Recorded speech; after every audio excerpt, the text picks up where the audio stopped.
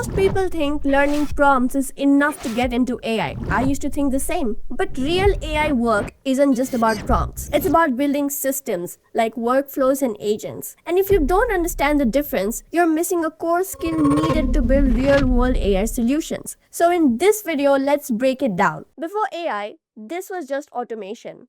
Think about something simple like onboarding a new employee. They get a welcome email, their accounts get created, and they're added to tools. Everything follows a fixed sequence. If this happens, do that. There's no thinking, no variation.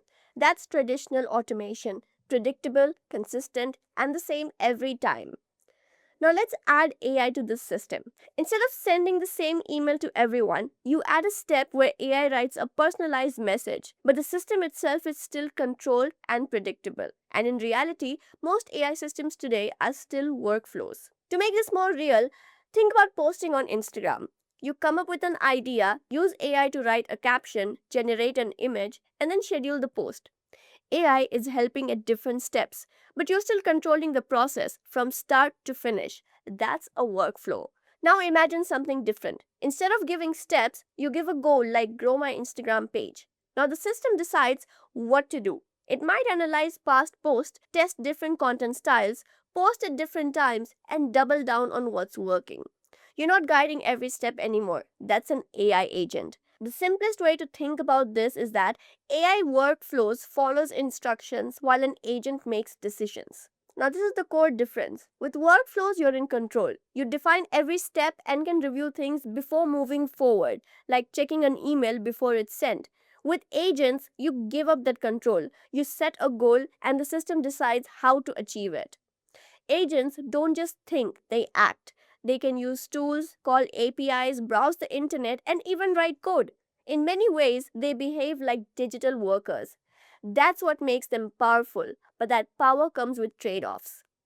Workflows are reliable but limited. Agents are flexible but unpredictable. An agent can make mistakes, take unexpected steps, or do the things you didn't intend. For example, if you give an agent full control over customer support, one wrong decision could lead to a bad response or even an incorrect refund. That's why most companies are still careful with full autonomy. This isn't really workflows versus agents. It's a spectrum. On one end, you have fixed, step-by-step workflows. On the other, fully autonomous agents.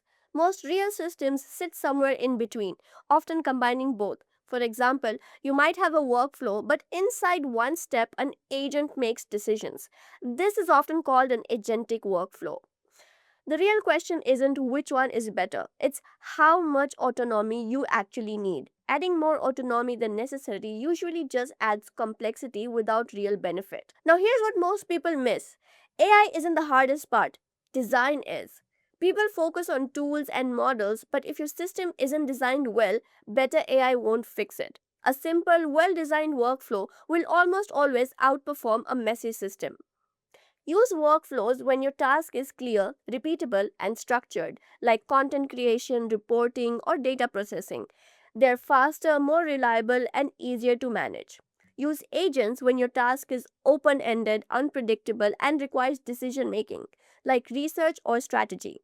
And if you're just starting, begin with workflows. They give you a strong foundation. So, to sum it up, if you want reliability, use workflows. If you want flexibility, explore agents. But real results come from knowing how to combine both. Because the people winning AI right now aren't building the smartest agents. They're building systems that actually work. That's it for today. Thank you for watching and I'll see you in the next one.